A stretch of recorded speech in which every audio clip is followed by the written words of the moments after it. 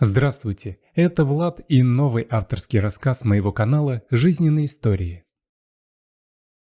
Кать, а ты снова домой не торопишься? Женщина, к которой обращались, выпрямилась и сказала: «А чего туда торопиться? Ну чего я там не видела? Никто ж не ждет». «Ну, это хватило. Кот вон у тебя какой, ни у кого в деревне такого нет». «Люд, ну что за ерунду ты городишь? Весна началась, кот уже забыл, кто я такая. Раз в неделю вспоминает, что поесть надо, вот и все». Подруги рассмеялись. Людмила хмыкнула. «Весна она такая. Кать, ну а ты что?» «Что я?» «Так и будешь век одна куковать. Сколько Сашки шушнет? Лет 10? 11. А что ты предлагаешь?» «Ну, не знаю. Ты же видная, красивая баба». Катерина рассмеялась. «Ой, не могу я с тобой. И что теперь? Все мужики должны захотеть на мне жениться. Да и сама же знаешь, нет у нас здесь стоящих». Людмила задумалась. «Ну погоди, как ты нет? А Федька, который на бензовозе работает?» «А что Федька? Федька хочет на елку залезть и нигде не уколоться. Приходил не так давно. С важным видом заявил, что ему нужны свободные отношения». Люда даже глаза выпучила. «Это как?» «Как-как? Жить будет у меня, чтобы я кормила его, обстирывала, а спать будет ходить куда вздумается». Люда минуту молчала, потом расхохоталась так, что коровы шуганулись. «Кто? Федьке? Да кому он вообще нужен, черт конопатый? Ой, не могу я. Свободные отношения ему, а вилами по хребту он не хочет. Это ж надо такое придумать. И где он только такое взял?» Катя с улыбкой пожала плечами. «Говорит, в кино видел. Ладно, пойдем. Коровам тоже от наших разговоров отдыхать нужно». Они закрыли ворота на ферме, сказали сторожу, чтобы присматривал за теми, кто отелиться должен был, и пошли в разные стороны. Людмила торопилась. Дома муж и мальчишки-сыновья. Им с ужином опоздать, дом разнесут своими играми. На голодный желудок хорошо прыгается. Катя же, напротив, шла медленно, с удовольствием вдыхая запах весны. Вот и еще один год прошел. Ей уже 35, и надежды выйти замуж почти не осталось. Да не так замуж Кате хотелось, а семью бы, детей, чтобы почувствовать себя счастливой. Но ни семьи, ни детей у нее не было. А детей, как сказали врачи, и не будет. Катя вышла замуж, когда ей было 23. Саша был хорошим парнем. Они были знакомы с детства. Полгода прожили, забеременела. И все бы было как у людей, но Саша погиб. Погиб на ее глазах, спасая провалившегося под лед лосенка. У нее случился выкидыш. И так в один момент она лишилась не только мужа и ребенка, но и надежды на то, что вообще когда-нибудь сможет иметь детей. Дома было невыносимо. Она, конечно, уже привыкла к одиночеству, но чувство это было щемящее. И если была возможность, то старалась всегда куда-нибудь уйти, чем-нибудь занять себя. У Катерины всегда все переделано было. На дворе порядок, цветочки, грядочки, полный подвал солений и варений. Корову она не держала, но поросенок и курочки были. В общем, считалась Катя завидной партией. Только вот мужиков в их поселке почти не было, а те, что были, давно уж разобраны. Молодежь сразу в город переезжала. Тут ехать-то 20 минут. Но все равно, все с удобствами жить хотели. Чтоб горячая вода, чтоб туалет в доме. Люда много раз говорила Кате, что нужно бы и ей в город перебраться. «Дом у тебя новый, хороший, с руками отхватит. И купишь что-нибудь себе. Ну или отложишь, пока еще заработаешь. Чего тебе тут сидеть? Так и состаришься одна». Катя соглашалась, кивала головой, но только для того, чтобы Люда отстала. Она хоть и любила свою подругу, но иногда Людка была слишком надоедлива. Женщина дошла наконец до своей калитки, вздохнула, открыла ее и остановилась. Что-то было не так. Вроде бы все на своих местах, но вот что-то не так в ее дворе или в доме. Катя стояла, осматривалась, пыталась разобраться, что же ее насторожило. У них в деревне частенько появлялись то попрошайки, то мелкие воришки. Город-то рядом, там особо не поживишься. Катя заметила, наконец, что дверь погреба чуть приоткрыта. Значит, она не ошиблась. Кто-то залез в ее подвал. Женщина бесшумно метнулась к сараю, схватила вилы. Ее не напугают какие-то бомжи. Сейчас она этими вилами там и приколет того, кто чужой любит. Она подошла к двери в погреб, стараясь ступать как можно тише. И, как оказалось, очень вовремя. Из подвала кто-то вылезал. Вылезал задом, прижимая к груди несколько баночек из ее погреба. Этот кто-то повернулся и в испуге уставился на Катю. «Здрасте». Мужчина растерянно смотрел на нее. Катя видела, что у него всего-то 2 баночки. Одна с салатом и одна с вареньем. Женщина была в ярости. «Здрасте? Я сейчас тебе покажу, здрасте. Сейчас я тебя в милицию сдам и сядешь в тюрьму за воровство». «Простите, у меня не было выхода. Хотите, я вам отработаю? Я копать могу, пилить, носить, да все, что скажете». «Не было выхода? А работать ты не пробовал? Лоб здоровый. Не стыдно?» Мужчина опустил голову. А Катя приблизилась. Виллы почти упирались ему в грудь. «А ну, пошли к участковому!» Она не успела договорить, как рядом кто-то заплакал. «Тетенька, не надо, не убивайте его, это он для меня у вас взял». Она в изумлении уставилась на мальчишку лет 7-8, который был одет не лучше того бродяги, который к ней в подвал залез. Потом перевела взгляд на забор. Там уже мелькало заинтересованное лицо соседки. «Так, а ну быстро все в дом. Не хватало тут еще всю деревню собрать». Катя качнула вилами. «Ну, что стоим?» Мужчина бочком вдоль стенки двинулся ко входу. Мальчик за ним. Они вошли, и Катя плотно притворила за ними дверь. Хотела сразу устроить допрос, но увидела, как мальчонка втягивает ноздрями воздух. Она утром пирог испекла. До сих пор запах на весь дом. «Вот что, быстро мойте руки, я вас накормлю, а вы мне потом все расскажете. Понятно?» И бродяга, и мальчик синхронно кивнули головами, из чего Катя сделала вывод, что они родственники. В душе снова поднялась волна негодования. Как же можно так жить? Хоть бы о ребенке подумал. Сам болтается без дела и мальчика за собой таскает. Но ничего. Сейчас она их накормит и выскажет ему все, что о нем думает. Мужчина ел осторожно и молча. Мальчик все время торопился. И Кате приходилось то и дело говорить. «Не торопись, подавишься. Никто не отберет у тебя еду». Ребенок немного замедлялся, но потом снова начинал хватать. Наконец все насытились. Мальчик, которого, как оказалось, звали Саша, как и ее покойного мужа, начал клевать носом. Катя растерялась. А потом подумала, что все рассказать ей может и этот горе-папаша. «Иди вон на диванчик, а то уснешь сейчас за столом». Ребенок не заставил себя уговаривать, и через 2 минуты с дивана доносилось мерное посапывание. Мужчина улыбнулся. Умаялся, наелся. Катя тут же зло сверкнула глазами. «Радуетесь? А есть чему? Как можно быть таким безответственным?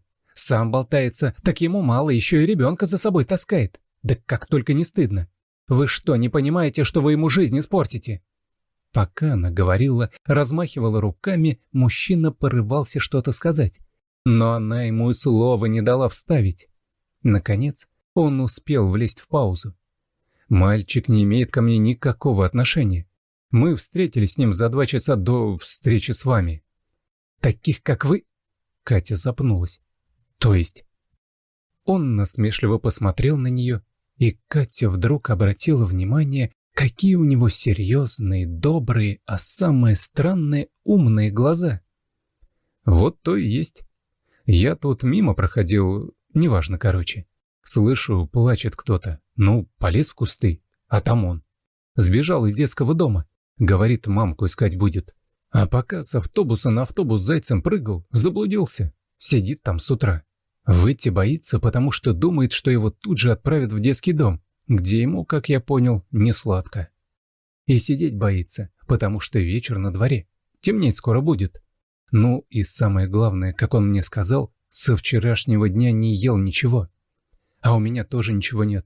Вот и пришлось лезть к вам как вор. Вы простите, пожалуйста.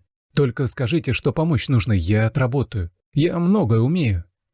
Катя пристально посмотрела на него. «Что-то вы не больно-то похожи на бомжа». Он грустно улыбнулся. «Да, я так старался. Понимаете, я сам так захотел. Чтобы не жить жизнью, чтобы с людьми не общаться и не видеть того, как другие счастливы. Наказал себя, если можно так сказать. 2 года уже скитаюсь по свету. Все надеюсь, может, заболею или прибьют где. А нет, все жив». Катя ахнула. «Что вы такое говорите? Разве так можно?» Он вздохнул. «Можно. Понимаете, у меня когда-то все по-другому было. Жена, сын. А я все работал, все занят был. Отправил их одних на отдых, потому что у меня работа и потому что у меня любовница. А жена? Она всегда хорошо водила машину. И что с ней случилось тогда, не знаю. В общем, не справилась с управлением, и они оба погибли. Понимаете?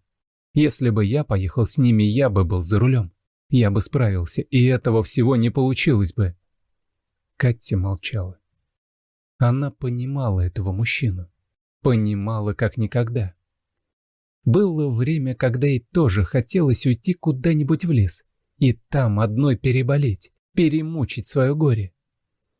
Очень тяжело было выбраться.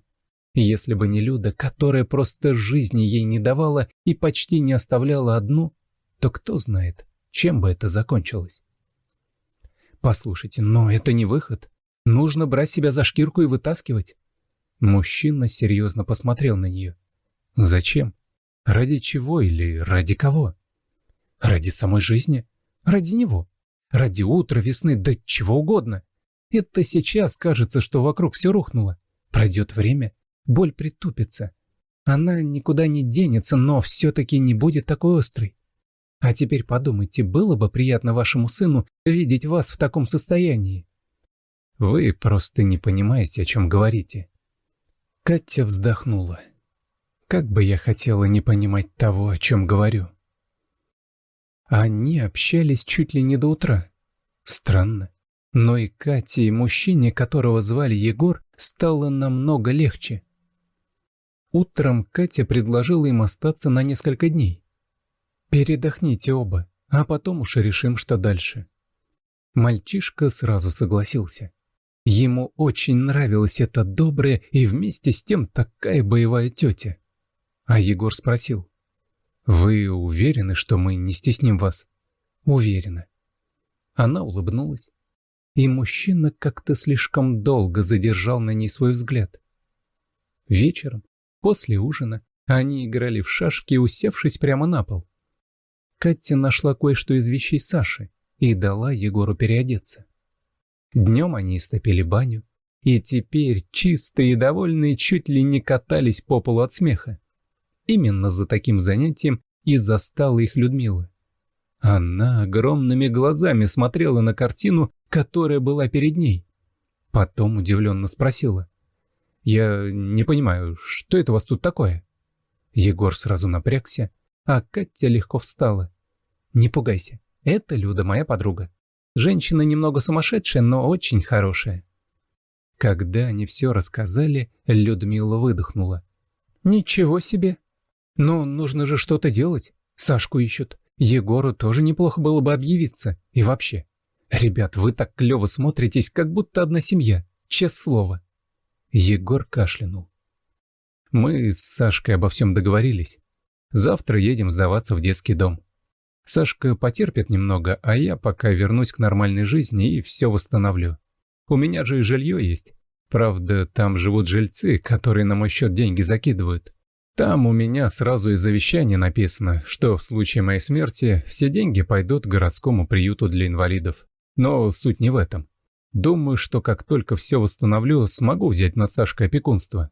Вот и будет у нас семья». Люда глянула на Катю, которая сидела какая-то потерянная, и промолчала. На следующий день Саша и Егор уехали. Катя проводила их до остановки. Егор, прежде чем сесть в автобус, долго держал ее за руки, как будто что-то сказать хотел, но так и не сказал. Сашка прижался. «Ты приедешь к нам? Приедешь?» Катя кивнула, пытаясь сдержать слезы. Она плакала месяц, пока Людмила не сказала: «Кать, ну какая же ты дура! Собирайся и езжай!» «А что я скажу ему?» «На месте разберешься!» Катя села на постели. «А что? Вот соберется и поедет!» «Мужчина, я вам в 100-й раз повторяю, все, конечно, замечательно, и жилье, и работа, но вы не женаты. А детей мы отдаем только в полные семьи. Вот если бы у вас была жена или хотя бы невеста, то уже другой разговор бы был». Егор в бессилии стукнул кулаком по столу и тут же услышал: «Простите, но у него есть невеста. Не понимаю, почему он вам этого не говорит. Мы скоро распишемся». Он повернулся и замер. В дверях кабинета стояла Катя. «Это ты?» Она улыбнулась. «Это я». Чиновнице пришлось не один раз кашлянуть, чтобы прервать их затянувшийся поцелуй. Если вам понравился рассказ, очень надеюсь на вашу поддержку кнопкой палец вверх. Спасибо и всего доброго. All right, everyone's presentations are done. Nick, the manager, said as he tried to move the discussion forward. Excuse me, I haven't. I recently found out something. Nick interrupted me and began to speak. There's apparently someone in this department who didn't graduate high school and is just a part-timer. Meetings should be for employees only. Absolutely right. His lackey, Mike, of course, agreed with Nick. I'm leaving. After leaving the meeting room, I started to shut down my computer. I noticed that an email had arrived, not in my personal inbox, but in the company's shared email. Thinking, there's no point in speaking up, no one will listen, I went home quietly. The next day, I heard a commotion from Nick's desk.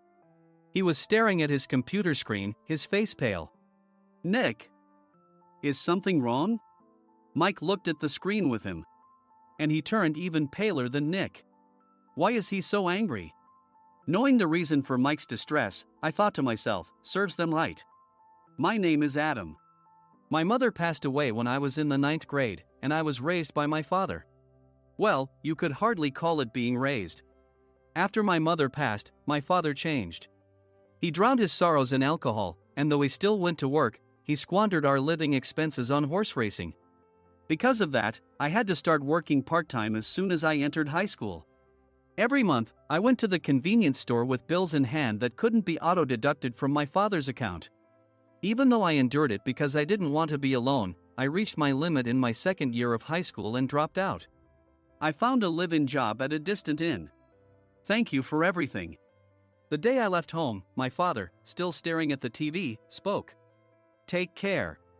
That was our last conversation. Back then, 18 wasn't the age of majority, so I needed my father's permission to work, and I couldn't hide my place of employment. Yet, my father never visited me even once. I kept working just to survive, and before I knew it, I was 42.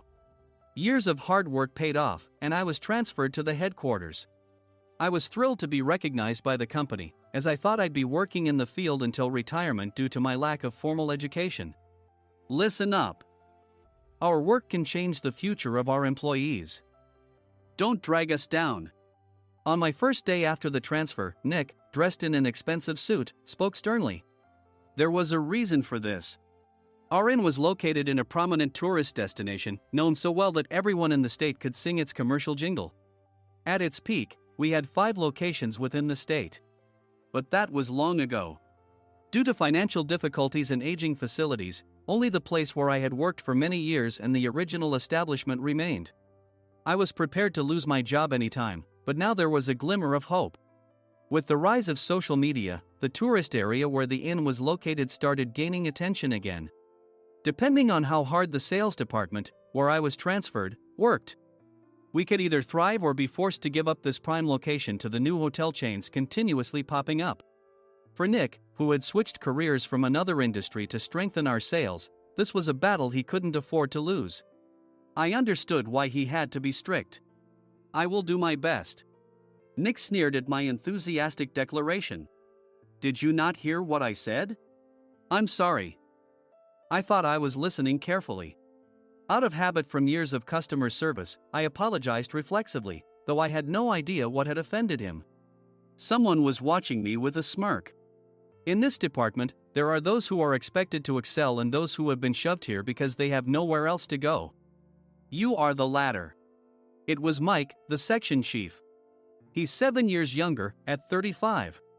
But he was called to headquarters much earlier than I was and had been moving around within the headquarters ever since. I'm not jealous, but I can't accept that he's my boss.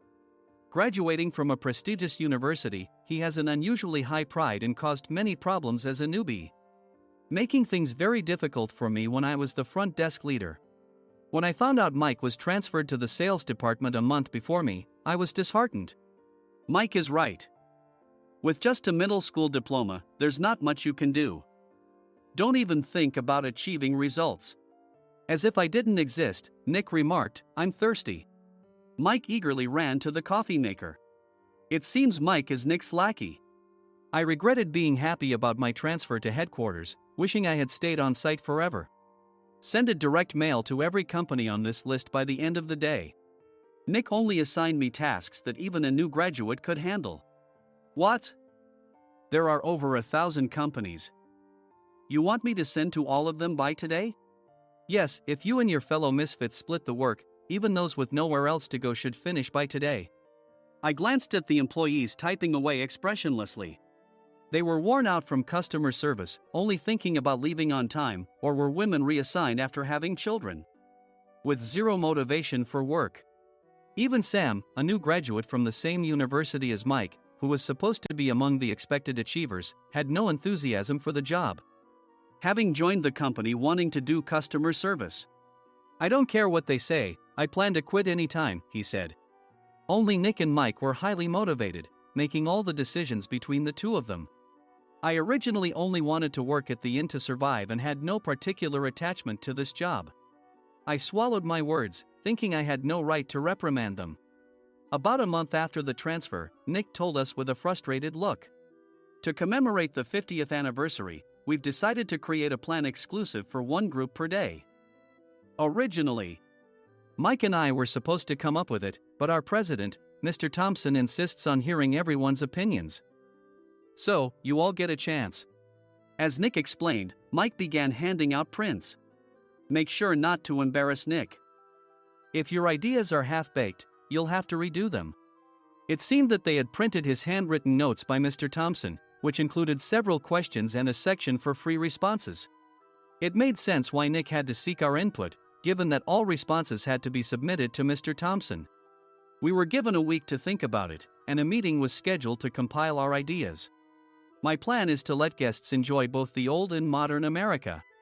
Nick began the presentations. Guests would watch a master confectioner at a nearby traditional sweet shop make sweets in front of them. The welcome drink would be premium tea in a bottle. Nick's plan was certainly attractive. After his presentation, Nick called on us to present in the order we were seated. Just as I stood up for my turn. All right, everyone's presentations are done. Excuse me, I haven't. I recently found out something. Nick interrupted me. There's someone in this department who didn't graduate high school and is just a part-timer. He was likely talking about me. I joined the company as a part-timer and was made a full-time employee when I turned 20. That was 20 years ago, so Nick and Mike probably had no chance to know until recently. Meetings should be for employees only. Absolutely right. After that, Nick kept creating opportunities to solicit everyone's opinions, purposefully excluding me from speaking. The meeting unexpectedly heated up and went past the scheduled end time. A few people asked to leave, and the discussion continued with the remaining few. Still here? Normally, you'd leave in that situation. Though I had no attachment to the job initially, hearing kind words from customers made me want to make them happier. For someone like me, with nowhere to go, the inn was my home and customer service was my life. I felt pathetic about my current self. I'm leaving. I left the conference room and started shutting down my computer. I noticed an email had arrived, not in my personal inbox, but in the company's shared email. Thinking no one would listen to what I had to say anyway, I quietly went home. The next day, while preparing the DM as instructed, I heard a commotion from Nick's desk. In his haste to stand up, he hit his knee on the desk. He stared at his computer screen, his face pale. "Nick! What's wrong?" Mike, thinking he should be the first to rush over, approached Nick while still wearing his coat. He peered at the screen with Nick. And he turned even paler than Nick. Why is he so angry? Who is responsible for this company? Nick, more irritated than ever, asked, and Mike answered without checking. Probably Sam. Sam wasn't there because he was attending a morning training session for new hires. Nick gave up on getting angry and returned his gaze to the screen. They were looking at an email that arrived right after the end of the working day yesterday. Apparently, no one, including me, had checked it before leaving. The email was from a large company that used us for their annual employee trips. The president and executives of that company also frequently used our services personally. President of the company, Mr. Mason himself, had declared that neither he nor his company would ever use our services again. Well, some companies cancel their employee trips or stop using our services due to financial struggles. Let's just move on. Mike kept wiping the sweat from his forehead with a handkerchief. Knowing why Mike was so agitated, I quietly watched their interaction. Do you know how much revenue we get from that company? We can find other guests to fill the rooms, but we'll lose the banquet costs, gift shop revenue, rental car fees, and more. Moreover, the gifts were supposed to be prepared by the traditional confectionery shop involved in Nick's proposed plan. If it's known that we incurred such a huge loss at this critical time, Nick's position in the company would be jeopardized. Nick took a deep breath, seemingly trying to calm himself. All right, Mike. Go to New York right now and apologize to Mr. Mason. What? You're coming with me, right? I have urgent work to do. I trust you, which is why I'm entrusting this to you. Please. Mike, believing Nick's sincerity, agreed with a determined look on his face, saying, yes. That's Nick for you.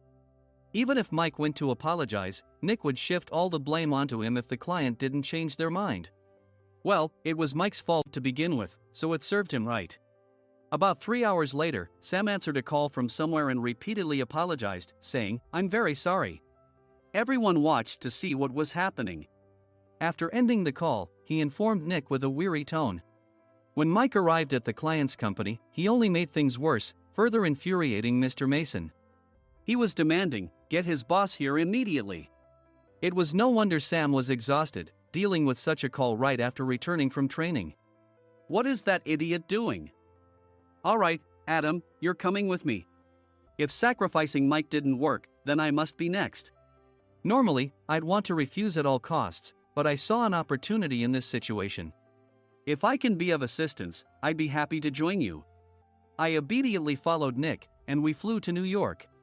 When we introduced ourselves at the reception, it became clear how serious the situation was, as the receptionist personally escorted us to the president's office. Angry voices leaked through the door, making both Nick and me uneasy. Excuse me. I'm Nick, the supervisor. I understand my subordinate has caused you trouble, and I deeply apologize. Nick, with his experience in the corporate world, knew enough to offer an apology before excuses. However, his customer service skills left much to be desired. I sighed as I saw Mike trembling like a small dog in the corner of the room. What kind of training are you giving your subordinates? Mr. Mason glared at Nick with a red face. The intensity of his gaze made even Nick take a step back. Regrettably, I joined this company only 2 years ago and was unaware of Mike's issues. I should have identified his shortcomings sooner. Indeed. I should have realized sooner. No sensible person would come to apologize and then give a lengthy presentation on the drawbacks of not using their in. Nick froze, his mouth slightly open. Suspecting the worst, I picked up the documents that had fallen to the floor. It seemed Mike hastily prepared these documents on the plane, listing the disadvantages. Disadvantage 1: if you change the venue for the company trip, employees might suspect it's for cost-cutting reasons, leading to a negative impression. Reading it aloud half-jokingly, Nick snatched the papers from my hand and checked the contents with a furious expression. Among the stack of documents was a receipt from a nearby convenience store's copy machine. I felt a pang of dread, hoping he hadn't shown the receipt as well. What do you think he said when I asked what kind of nerve he had to do this? I'm very sorry. Faced with the dire situation, Nick must have thought there was nothing left to do but apologize. In a voice smaller than I'd ever heard from him, he uttered words of apology. He said, "I'm a Harvard graduate. I don't believe I said anything wrong." Mike! What have you done?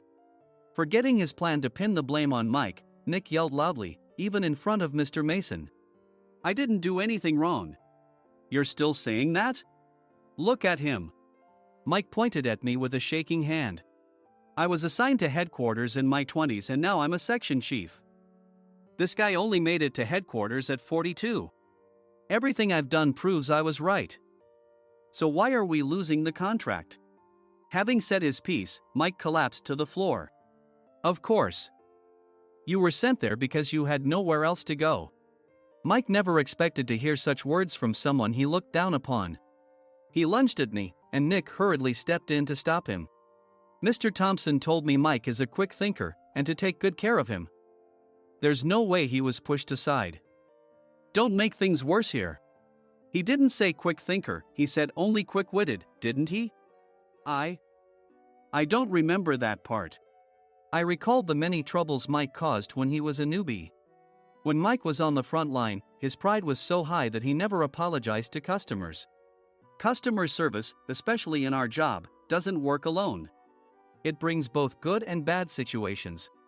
If the front staff or housekeepers made mistakes, or the cleaning company didn't properly clean a room, one had to apologize to the customers regardless of personal fault. Mike, in such situations, would never apologize, insisting he wasn't at fault. This often angered customers, and as the front desk leader, I frequently had to apologize on his behalf. He caused complaints and disrupted operations, which is why he was quickly moved to headquarters. In departments where he didn't interact directly with customers, his quick thinking was beneficial and things went well. But it seemed his flaws were starting to show. Corporate reservations are supposed to be entered into the system by the sales representative. But a quick check yesterday revealed that more than 10 items were missing from the client's reservation. The handover document clearly stated what needed to be prepared. Why didn't you enter it into the system? Why do we have to give them special treatment? Filling rooms near the banquet hall, setting up all the food in advance. Specifying the brand of wine, they're too demanding. No wonder he always angered customers, I thought, feeling a headache coming on. Grouping them in rooms near the banquet hall is for our benefit too. It makes it easier for the staff to set up beds and serve breakfast since everyone's schedule is synchronized. As for the other requests, Mr. Mason suggested them to lighten our load. I didn't know that. Nick finally seemed to realize that Mike was the one who had angered the client. What did you say to them? I just told them we wouldn't give them special treatment anymore. We shouldn't waste effort on things that don't bring in money. I was utterly exasperated at his lack of understanding of customer service. Of course, we shouldn't comply with unreasonable demands. But carrying over successful practices from past stays makes customers feel remembered and enhances their experience. Good memories encourage repeat visits. That's part of our job. I looked down at Mike, who was sitting on the floor. In our job, nothing is a waste. Mr. Thompson likely moved you to the sales department, hoping you'd finally understand this. How do you think he feels now that you've failed to meet his expectations? Mike, tears in his eyes, fled the president's office. I was amazed he still hadn't apologized. You have it tough, Adam. It's okay, we're all employees of the same company. I deeply apologize for this disrespectful incident. Especially after all the care you've shown us. If it weren't for you, Adam, I really would have stopped staying here. When I heard you were moving to the sales department, I was willing to reconsider if you handled it. Seeing us talk so amicably, Nick's face contorted. Do you two know each other? Adam's service is excellent. I always requested him specifically. Normally, we don't accept specific staff requests, but we made an exception for Mr. Mason, adjusting my shifts accordingly. He had personally stayed at our hotel just before my transfer, and during casual conversation, I mentioned, "I'm moving to the sales department soon." If I hadn't told him then, things could have been much worse. "Please continue to take care of us. I look forward to it." On the return flight, Nick awkwardly offered me a can of beer. It's still working hours. Of course, I had no intention of forgiving him for a single beer. Nick might try to pin everything on Mike and avoid any consequences. While pondering this, a startling fact came to light. "Nick, the tea bottles for the plan have arrived." I handed Nick a bottle labeled with our inn's name. "They look good." "What are you talking about?" "These are plastic bottles. I had assumed we would use the trendy, high-end bottling tea. But what arrived were ordinary plastic bottles of tea with customized labels. The only unique aspect was the label, which had the inn's name, making it look customized. Upon further investigation, I discovered that a substantial amount of money was set to be paid to the tea company. It was priced like bottling tea. Does this plastic bottle really cost $100 each? The tea inside is specially blended for us. The extra cost is for that. Wouldn't it be better to use another tea company? Or is there a specific reason we must use this one? As Nick continued to make excuses, I showed him a printed email. I informed the tea company's president, Mr. Mitchell, that we discovered irregular payments and he confessed. He said you two were high school classmates and planned to split the extra money. That idiot. Why did he confess? That's not important. You should worry about yourself, this could turn into a police matter. Opening the bottle cap, I suggested. How about calming down with this tea? It supposedly has a relaxing effect. Nick drank the tea frantically. In the following days, decisions were made about their fates. Mike was reassigned to the General Affairs Department, with no chance of transfer or promotion, as per Mr. Thompson's orders. As for Nick, since the payment to the tea company hadn't yet been made, he narrowly avoided legal trouble. Instead, he was encouraged to leave the company, and to avoid further complications, Nick submitted his resignation. Rumor has it that connections between HR departments have made it difficult for him to find new employment. Even though it was good to have those two gone, something unexpected happened in the sales department. Everyone became motivated and united in refining the 50th anniversary plan. In the end, my plan was adopted. We collaborated with the Tourist Information Center to provide personalized guides. The plan, tailored to the number of guests, was truly special for the 50th anniversary. "Hey, is Adam's family coming to stay?" I immediately booked that special plan for my family. Sam noticed it on the reservation list and quickly picked up on it. "Yes, I'm inviting my father." "That's great. I might invite my parents too." I lacked the courage to face my father just as Adam. But here, with the confidence Mr. Mason praised, I felt ready. The 50th anniversary plan was a perfect opportunity to reconnect with my father. I hoped to bring back the days when we could laugh together as we once did.